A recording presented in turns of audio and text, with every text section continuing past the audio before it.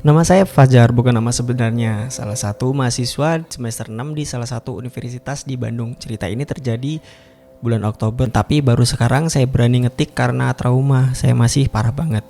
Yang bikin saya berani akhirnya kirim cerita ini ke abang adalah karena semalam teman saya yang ikut pendakian itu, sebut aja namanya Bagas, dia ditemukan meninggoy di kamar kosnya. Ya, gantung dengan tali. Dan yang bikin merinding, di ponselnya yang terbuka ada chat terakhir dia ke grup kami. Dia akhirnya datang menjemput, maafkan aku yang udah gak kuat. Sekarang tinggal kami bertiga yang masih hidup dan 5 orang dari 5 orang yang naik ke gunung itu. Jadi gini ceritanya. Kita masuk ke bab 1, undangan dari orang asing. Semua berawal dari posting di grup Facebook pendaki Bandung. Tanggal 10 Oktober ada yang posting menawarkan paket open trip ke Gunung Merapi kecil. Bukan Merapi yang ada di Jogja ya bang, ini gunung kecil di perbatasan Garut, Tasikmalaya, yang memang dinamakan begitu sama warga lokal. Yang posting adalah akun bernama Jaka. Profilnya terlihat legit. Banyak foto-foto gunung seperti memang sering naik. Dia menawarkan paket 3 hari 2 malam. All in cuman 500.000 per orang. Murah banget kan untuk pendakian. Itu udah include transport, konsumsi, gate, dan juga tenda. Biasanya saya skeptis sama tawaran begini karena terlalu murah. Pasti ada yang gak beres. Tapi saat itu saya lagi pengen banget refreshing karena skripsi saya stuck parah. Jadi saya komen, apakah masih ada bang? Gak sampai 5 menit Jaka DM saya, masih available bro. Berangkatnya tanggal 15, kuotanya cuma untuk 5 orang. Udah ada 2 yang daftar, kalau mau join boleh. Saya kemudian tanyain detail itinerary. Dia jawab lengkap dan meyakinkan. Titik kumpul di alun-alun Bandung jam 5 pagi. Naik mobil ke base camp. Mulai naik siang sampai pos 2 menjelang maghrib. Istirahat semalam, kemudian sampai attack subuh. Turunnya siang sampai Bandung lagi, kemungkinan malam. Dan kedengarannya normal kan, gak ada yang red flag sama sekali. Saya akhirnya mentransfer DP 200.000. Dia kasih saya nomor kontak dan bilang nanti akan ada grup WhatsApp untuk koordinasi. Malamnya saya masuk ke grup WA bernama Trip Merapi Kecil Batch Oktober. Ada 6 orang. Jaka sebagai organizer, saya, Bagas, Sarah, Lukman, dan juga Wulan. Semuanya nama samaran ya. Kami semua gak saling kenal sebelumnya. Di grup, Jaka share persiapan yang harus dibawa, mulai tips pendaki dan juga sedikit info tentang Gunung Merapi Kecil. Tingginya cuma 1847 mdpl, tapi jalurnya lumayan challenging karena banyak tanjakan curam dan hutan yang lebat. View-nya bagus banget. Belum banyak yang ekspor, jadi masih virgin dan bersih. Tulis Jaka. Sarah, salah satu cewek di grup, bertanya, aman kan? Kalau buat cewek naik sendirian, aman kok mbak, saya udah puluhan kali naik, masih enak, sepi, gak rame kayak gunung mainstream. Jawab Jaka. 5 hari menjelang keberangkatan, Jaka tiba-tiba keluar dari grup dengan pesan, maaf guys, ada urusan mendadak keluarga, trip tetap jalan. Nanti kalian dipandu sama guide lokal, namanya Pak Salman, orangnya berpengalaman, udah puluhan tahun jadi porter di Merapi Kecil. Nomor beliau, kemudian dia ngasih nomornya. Aku udah transfer semua biaya ke dia, kalian tinggal berangkat aja. Sorry ya gak bisa ikut. Agak aneh sih, tapi kami pikir wajar. Mungkin memang ada keperluan mendadak. Lagian uangnya udah terlanjur bayar. Sayang kan kalau misalnya dibatalin. Bagas yang paling antusias langsung chat Pak Salman. Pak, kami peserta trip tanggal 15 dari Mas Jaka. Tetap jalan kan Pak? Balasan Pak Salman cepat. Iya mas, tetap jalan. Saya tunggu tanggal 15 di alun-alun Bandung jam 5 pagi. Nanti saya bawa pickup warna biru, nomor polisi, bla bla bla. Oke, semuanya udah siap, tinggal tunggu hari H. Di bagian 2, perjalanan yang mulai ganjil. Tanggal 15 Oktober saya bangun jam 4 pagi. Sholat subuh, siap-siap naik ke ojol. Berangkat ke alun-alun Bandung. Sesampainya di sana sudah ada Bagas, Lukman. Kami bertiga ngobrol-ngobrol sambil nunggu yang lain. Sekitar jam 5.15, Sarah dan Wulan datang bareng naik taksi online. Kami berkenalan lebih jauh. Ternyata Sarah mahasiswa seperti saya, Wulan fresh graduate yang baru aja kerja, Bagas sudah kerja di startup, dan Lukman freelance fotografer. Pak Salmannya mana ya? Tanya Lukman sambil melihat sekeliling. Jam sudah menunjukkan 5.30, tapi tidak ada mobil pickup dengan nomor plat yang disebutkan. Bagas coba menghubungi Pak Salam, tapi tidak diangkat. Dia coba lagi, masih tidak diangkat. Jangan-jangan kita ditipu, gumam Lukman. Saya coba hubungi Jaka, nomornya tidak aktif. Akun Facebooknya juga udah hilang dan tidak bisa ditemukan. Kami udah mulai panik, uang kami udah ditransfer. Tapi sepertinya kami kena scam. Lalu tepat jam 6, seketika kami sudah mau pasrah dan rencana mau pulang, sebuah mobil pickup warna biru tua ngerem mendadak di depan kami. Plat nomornya seperti yang disebutkan di dalam chat. Dan dari dalam keluar seorang pria kurus berkulit gelap, usianya sekitar 50-an, pakai baju gunung yang lusuh. Wajahnya kusut dan matanya sayu. Adik-adik mau ke trip Merapi kecil? Tanyanya dengan suara serak. Iya pak, bapak Pak Salam, tanya Bagas. Pria itu mengangguk. Telat, maaf ya, tadi bannya bocor di jalan. Ayo naik, kita harus cepat biar gak kesiangan. Ada yang aneh dengan Pak Salam ini. Selain penampilannya yang gimana ya, tidak seperti gate profesional, ada juga aura tidak nyaman di dalamnya. Tapi ya kami udah terlanjur gitu. Di sana udah bayar juga, masa mau pulang gitu aja. Kami naik ke bak belakang pickup. Ya, kami disuruh duduk di bak belakang yang terbuka, bukan di kabin. Pak Salam bilang kabinnya udah penuh dengan peralatan. Aneh, tapi ya udahlah, perjalanan memakan waktu sekitar 3 jam melewati jalan yang semakin sempit dan rusak. Kami melewati desa-desa kecil, perkebunan teh, hutan jati, dan akhirnya jalan setapak berbatu. Yang membuat kami tidak nyaman adalah selama perjalanan Pak Salman sama sekali gak bicara. Dia hanya fokus nyetir dengan kecepatan yang dibilang tidak wajar ya. Di jalan berbatu dan berlubang dia ngebut. Kami yang di belakang diguncang-guncang hampir terpental ke beberapa kali. Pak, pelan-pelan pak, teriak Bagas sambil menggedor kaca pemisah kabin. Pak Salam tidak bereaksi, tetap ngebut. Lukman yang duduk di paling pojok tiba-tiba terlihat pucat. Guys, gue lihat sesuatu, ada yang salah. Dari spion kaca mobil, gue lihat ada yang ikut di belakang. Bayangannya hitam, tapi sekarang udah gak ada. Lu kurang tidur kali lu, kata Bagas, tapi terdengar udah gak yakin. Akhirnya sekitar jam 9.30 kami sampai di suatu tempat. Bukan base camp sih, cuman pos pendakian. Cuman yang aneh, areanya di tengahnya itu kosong dan berada di tengah hutan, dengan mobil pickup yang diparkir gitu aja. Pak Salam turun, membuka bak belakang. Udah sampai, turun. Pak, ini di mana? Kok nggak ada papan atau pos? Tanya saya. Ini jalur pribadi rahasia, lebih cepat sampai puncak, jawab Pak Salam sambil menurunkan carrier besar dari bagasi. Kami turun dengan perasaan was-was. Di sekitar kami hanya pepohonan lebat, tidak ada jalan setapak. Yang jelas tidak ada tenda-tenda jalur pendakian resmi. Pak, bukannya kita harus lapor dulu ke pos pendakian? Tanya Ulan. Gak usah, saya yang ngurus, jawab Pak Salam singkat. Ya udah, kita mulai jalan masuk ke dalam hutan. Kami bertukar pandang. Ini kelihatan makin aneh, tapi ya gak ada pilihan lagi buat kami. Di tengah hutan tidak ada jalan pulang. Mobil dikunci, HP sinyal terbatas. Ya udah, kita ikutin aja, nanti kita lihat situasi. Bisik Pak Bagas ke kami. Kami mengikuti Pak Salam masuk ke hutan.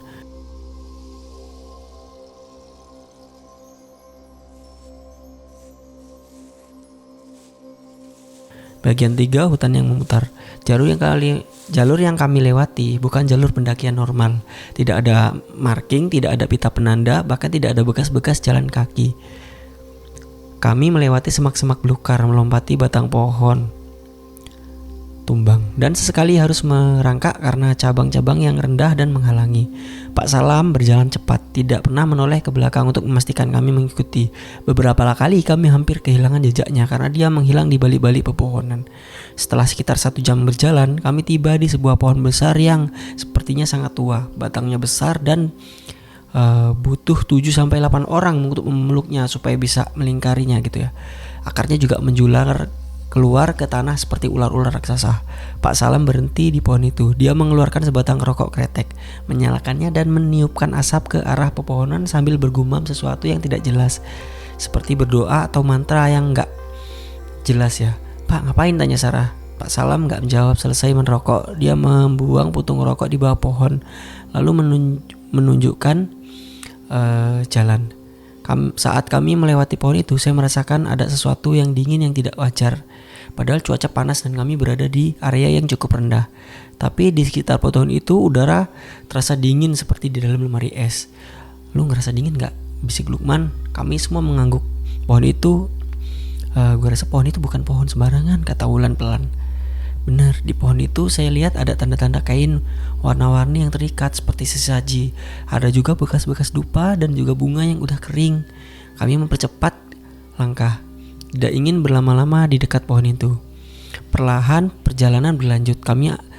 Tapi ada yang aneh. Setelah sejam kemudian kami melewati pohon yang sama, pohon besar dengan akar yang menjulang. Puntung rokok Pak Salman masih ada di sana. Kita balik lagi ke sini, kata Bagas bingung. Pak Salam tidak bereaksi, terus jalan. Setelah setengah jam kemudian kami melewati pohon yang sama lagi. Ketiga kalinya, Pak Salam, teriak saya. Kita kok lewat pohon yang sama? Kali ini Pak Salam berhenti. Dia menoleh ke arah kami dengan wajah datar. Kalian ikuti saya aja, jangan banyak tanya. Tapi Pak, kita berputar-putar, protes Lukman. Hutan ini punya aturannya sendiri. Kalau kalian gak nurut sama saya, kalian bakal tersesat selamanya, kata Pak Salam dengan nada dingin. Tidak ada yang berani membantah. Setelah itu, akhirnya entah bagaimana, mungkin setelah melewati pohon itu untuk 5 atau ke-6 kalinya, kami berhasil keluar dari area vegetasi dan berubah jadi jalur mulai menanjak. Kami melihat puncak gunung di kejauhan. Nah, sebentar lagi pos 1, kata Pak Salam. Kalimat pertama yang terdengar sedikit ramah. Bagian 4, pos yang terlupakan. Pos 1 yang kami tuju ternyata bukan pos pendakian biasa. Itu lebih kayak seperti reruntuhan. Ada bekas-bekas pondasi batu, atap yang hampir roboh, dan tiang-tiang kayu yang udah lapuk.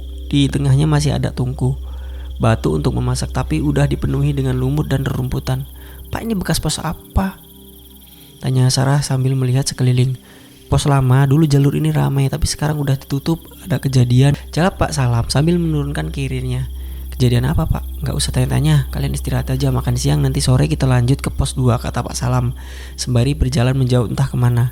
Kami duduk di runtuhan itu dan mengeluarkan bekal, tapi tidak ada yang berselera makan. Suasana terlalu mencekam. Gua rasa kita harus balik, kata Wulan tiba-tiba. Balik kemana? Kita kan gak tahu jalan baliknya.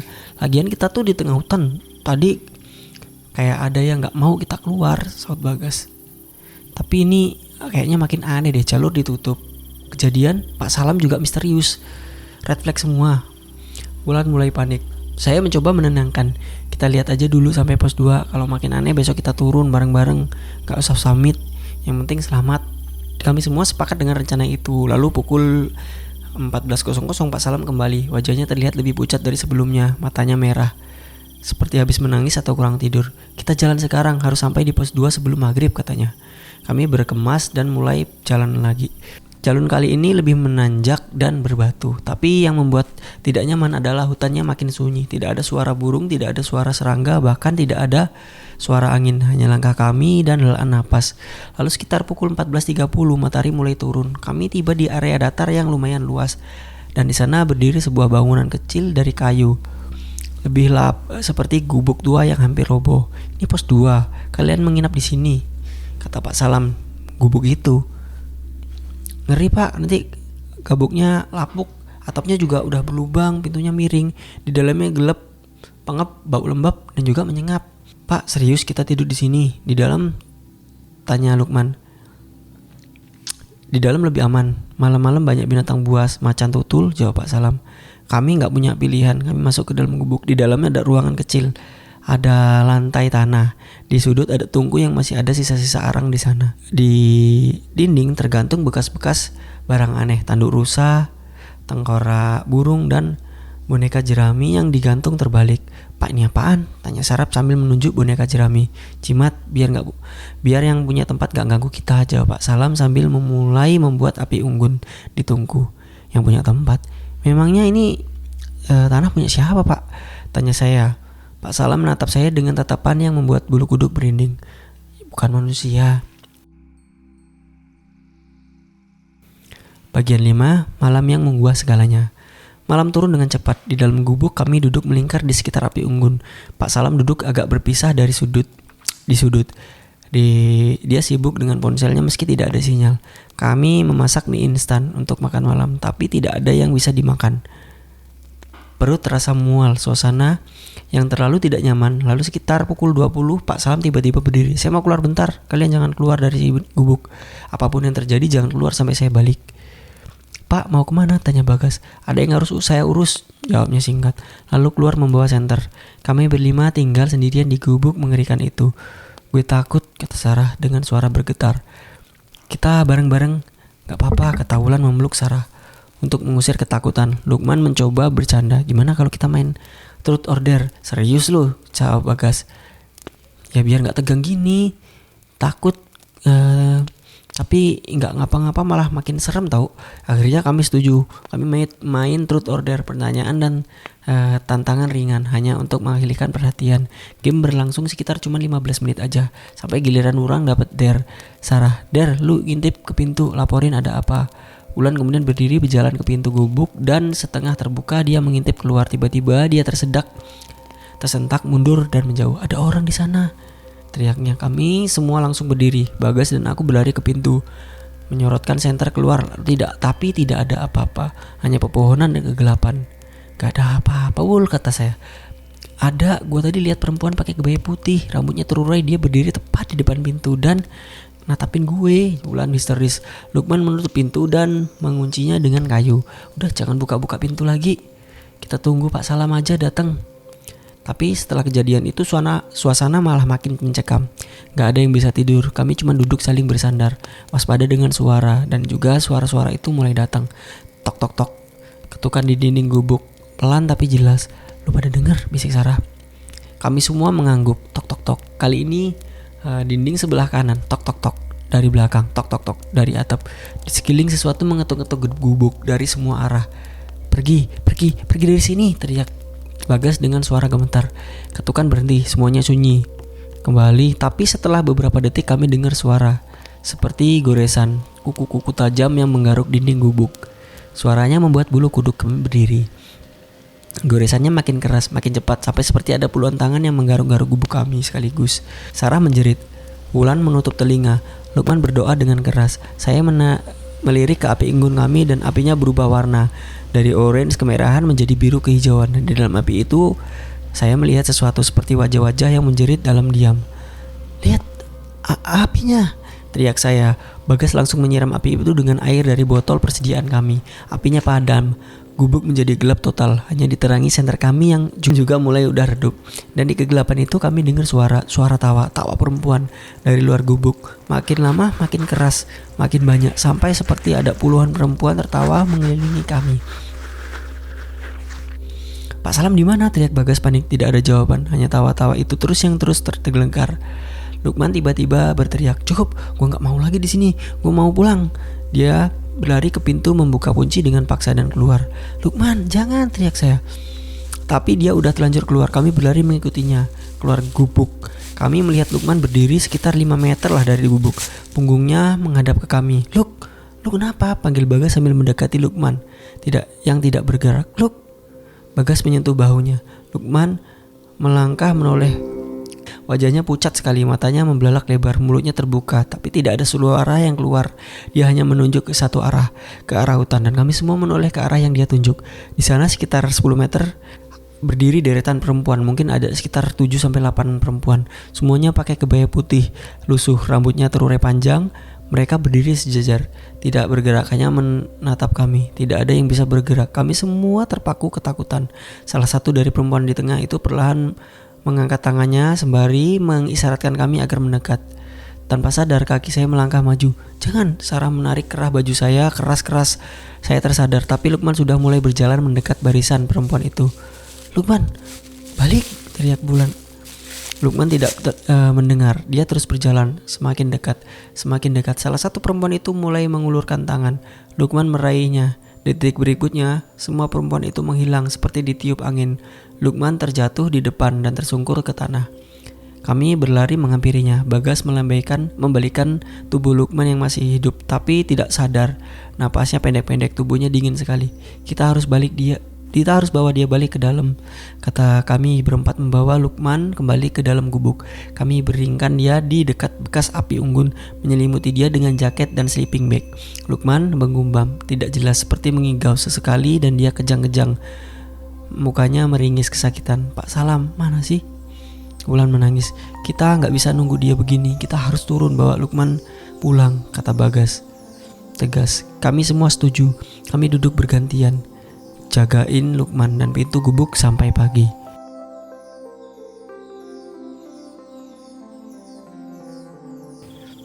Bagian 6, Fajar yang tidak membawa harapan. pagi tidak pernah datang. Kami tunggu sampai jam tangan kami menunjukkan pukul 6, 7, 8. Tapi langit tetap tidak terang. Tetap gelap seperti tengah malam. Tidak ada tanda-tanda matahari terbit. Ini kenapa sih? Kenapa gak terang-terang? Sarah panik. Bagas mengecek jam tangan. Ini jam gue rusak apa gimana ya? Kok kayaknya gak jalan? Kami semua cek jam. Semua berhenti di waktu yang berbeda-beda. Tapi semua berhenti setelah pukul 23.00. HP kami mati total. Tidak bisa dinyalakan meski baterainya masih ada. Kita terjebak, gumam Bulan. Suara pintu gubuk tiba-tiba terbuka. Pak Salam masih berdiri dengan langkah semoyongan. Bajunya lusuh, penuh dengan tanah. Wajahnya terluka, matanya kosong. Pak, Bapak kemana aja? Tadi malam ada apa? Tanya Bagas. Pak Salam tidak menjawab. Dia duduk di sudut menatap kosong ke api unggun yang sudah padam. Pak, jawab. Bagas mengguncang bahunya. Pak Salam perlahan menoleh dengan suara serak. Dia berkata, kalian tidak seharusnya di sini. Saya tidak seharusnya membawa kalian ke sini. Apalah maksud Bapak? Jawab Jaka. Jaka bukan orang biasa. Dia penjelmaan. Dia yang undang kalian semua dan saya hanya bonekanya, kata Pak Salam. Air matanya menetes. Penjelmaan apa? Tanya saya. Penunggu gunung ini. Dia butuh pengorbanan beberapa tahun. Dia mencari korban. Saya dulu juga korban. 20 tahun yang lalu saya naik gunung ini dengan teman-teman, mereka semua mati. Hanya saya yang selamat karena saya setuju jadi perantara, jadi boneka. Dan setiap beberapa tahun saya harus membawa pendaki ke sini. Mereka yang jadi korban. Kami semua terdiam mendengar pengakuan itu. Pak, Bapak bercanda kan? Suara Sarah gemetar. Pak Salam menggeleng lemah. Kalian bisa selamat kalau salah satu dari kalian setuju jadi pengganti, tinggal di sini selamanya, atau kalian semua bakal mati satu persatu. Gila, gua nggak mau denger omong kosong lu, Bagas marah. Tapi sebelum Pak Salam bisa menjawab, tubuhnya tiba-tiba kejang, mulutnya berbusa, matanya memutih, dia terjatuh, tubuhnya bergetar hebat, lalu diam dan tidak bernapas. Pak Salam mati di depan mata kami. Tidak, ini mimpi buruk. Sarah histeris. Bulan memeluk erat Bagas, memeriksa nadi Pak Salam. Dia beneran mati. Kami kini berlima dengan Lukman yang masih tidak sadar, terjebak di gubuk mengerikan ini dengan satu orang mati di dalam kegelapan yang tidak kunjung berakhir.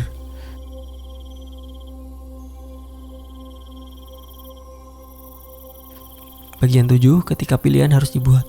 Kami tidak tahu sudah berapa lama kami berada di gubuk itu. Tidak ada yang berjalan. Jamnya juga tidak jalan. Tidak ada siang malam. Hanya kegelapan yang terus-terus Suhu juga terus turun. Lukman akhirnya sadar. Tapi dia tidak bicara. Dia hanya duduk dan tatapannya kosong. Sekali tertawa kecil sendiri seperti jiwanya udah tidak ada di situ. Persediaan makanan kami juga tinggal sedikit.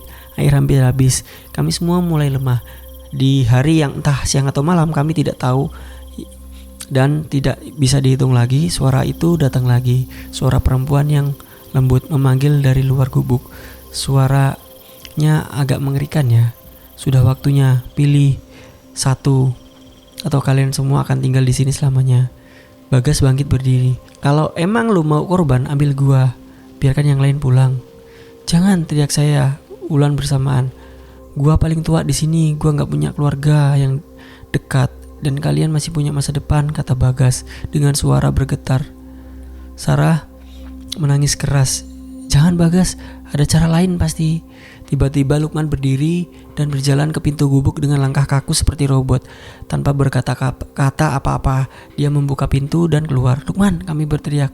Dia tidak mendengar kami dan kami pergi keluar. Tapi begitu pintu dibuka, Lukman sudah tidak ada. Lukman menghilang di kegelapan. Kami mendengar suaranya dan menjauh.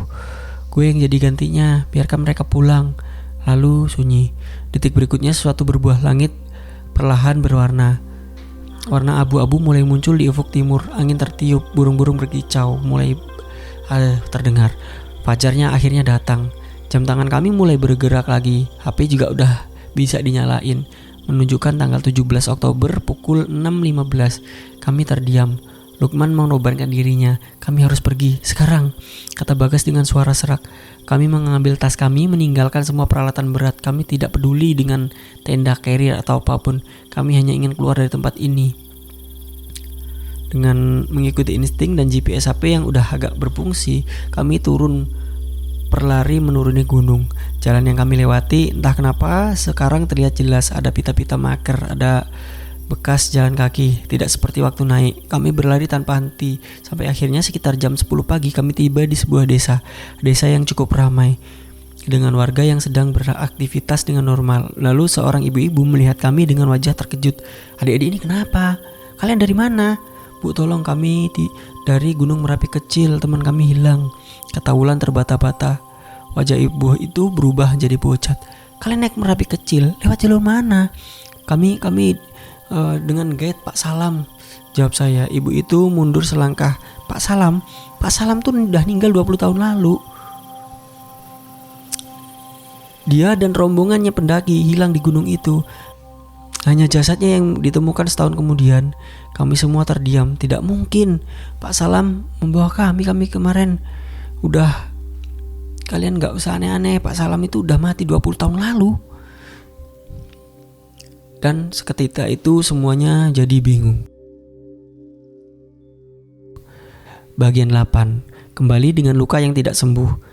Ibu-ibu itu membantu kami. Dia menelpon polisi dan tim SAR. Kami dibawa ke puskesmas desa untuk diperiksa. Secara fisik kami emang baik-baik aja, tapi cuman mengalami dehidrasi ringan dan kelelahan. Tapi secara mental kami hancur. Polisi menginterogasi kami. Kami ceritakan semuanya tentang Pak Jaka, Salam, jalur aneh, gubuk, mengerikan, perempuan berbaju kebaya, Lukman yang menghilang, dan mereka mencatat, tapi tidak dari ekspresi mereka jelas mereka pikir kami sedang berhalusinasi atau shock. Tim SAR dikirim ke Gunung Merapi Kecil untuk mencari Lukman. Mereka mencari selama 3 hari, tidak menemukan apa-apa, tidak ada gubuk, tidak ada jalur seperti yang diceritakan. Bahkan tidak ada bekas-bekas kemah seperti yang kami ceritakan. Mereka bilang kalian mungkin ke gunung yang salah atau tersesat parah sampai berhalusinasi, kata Pak polisi yang menangani kasus kami. Tapi kami tahu apa yang kami alami itu nyata, semuanya nyata, dan kami kembali ke Bandung dengan trauma berat. Grup WA trip Merapi Kecil menghilang dari HP kami seperti tidak pernah ada. Akun Jaka juga tidak bisa ditemukan lagi. Nomor telepon Pak Salam tidak aktif. Lukman dinyatakan hilang. Keluarga mencari kemana-mana tapi tidak ada jejak. Kami berempat, saya, Sarah, Bagas, dan juga Wulan, sepakat kami tidak akan pernah berbicara tentang hal ini lagi. Tapi mimpi buruk terus datang setiap malam. Kami mimpi tentang gubuk itu, tentang perempuan berbaju kebaya, tentang Lukman yang berjalan kegelapan. 2 minggu setelah kejadian itu, Sarah tiba-tiba pindah keluar kota tanpa pamit. Dia kirim pesan singkat di grup, "Maaf, aku gak kuat, aku harus pergi jauh." Wulan mulai terapi ke psikolog. Dia bilang dia sering melihat bayangan perempuan berbaju putih di sudut kamarnya. Bagas yang paling kuat di antara kami perlahan juga runtuh. Dia sering absen kerja, sering minum alkohol, sering teriak-teriak sendiri di dalam kamar sampai malam hari. Sampai tetangga kosnya pada komplain, dan semalam Bagas bundir. Dia udah gak kuat katanya.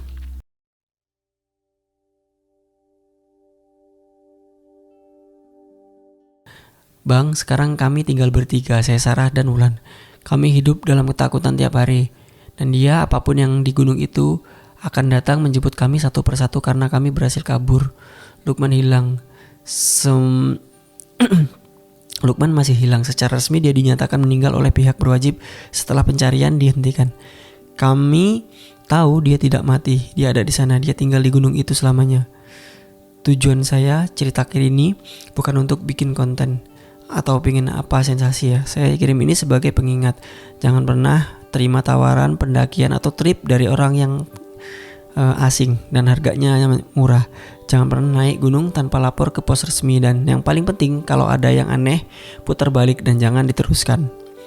Gunung Merapi Kecil mungkin bukan nama aslinya, saya samarkan untuk alasan tertentu, tapi gunung seperti itu ada banyak di tempat di Indonesia. Gunung-gunung tua yang punya penunggu dan punya aturannya sendiri yang tidak boleh diganggu. Dan kalau misalnya abang atau follower channel pendaki takutan ada yang pernah naik gunung dan mengalami hal serupa, please coba kalian ceritakan. Saya butuh tahu apakah saya sendirian. Saya butuh tahu ini bukan cuma terjadi pada kami. Seminggu lagi kami genap 40 hari sejak kejadian itu, dan kata orang pintar yang ke-40 akan datang hari yang paling berbahaya. Dia bilang mereka bisa datang mengklaim korban yang kabur di hari ke-40. Saya tidak tahu apakah saya bisa hidup melewati minggu depan. Makanya saya kirim cerita ini sekarang. Kalau setelah saya kirim cerita ini tiba-tiba hilang atau ada berita tentang saya kenapa-kenapa, tolong sampaikan cerita ini ke sebanyak mungkin orang, biarkan tidak ada lagi yang menjadi korban seperti kami. Tolong doakan kami, tolong doakan Lukman yang masih terjebak di sana, tolong doakan Bagas yang udah pergi, dan tolong sampaikan ke semua orang, hutan dan gunung punya penghuni yang tidak terlihat. Hormati mereka dan jangan seenaknya. Kalau kalian naik gunung dan merasa sesuatu yang aneh, langit tiba-tiba gelap, sepadahal siang dan jam berhenti, HP mati total, atau kalian melewati tempat yang sama berulang kali, segera turun dan jangan tanya kenapa. Jangan coba-coba cari tahu, langsung turun dan jangan pernah balik lagi. Saya harap kalian tidak pernah mengalami apa yang kami alami. Terakhir untuk Lukman, maafin kami gak bisa nyelamatin lo. Terima kasih udah ngorbanin diri buat kita semua. Kita gak akan pernah lupa lo. Selamat tinggal Bang Pendamping Ketakutan, semoga channelnya berkembang. Oke, mungkin itu aja cerita yang bisa saya bacakan ya. Ini cerita kiriman ya, nggak tahu ceritanya benar apa enggak. Silahkan aja kalian simpulkan sendiri ya. Dan ini mungkin karangan aja ya. Mudah-mudahan video ini bermanfaat teman-teman, mudah-mudahan bisa menghibur ya. Kalau teman suka dengan cerita seperti ini, jangan lupa tinggal like, share, dan jaga channel ini, subscribe. Kalau misalnya kalian juga punya pengalaman seru atau mistis, boleh dikirim ke alamat jaduldev@gmail.com ya, atau saya cantumkan alamatnya di bawah ya. Terima kasih telah menyaksikan. Kita ketemu di konten selanjutnya.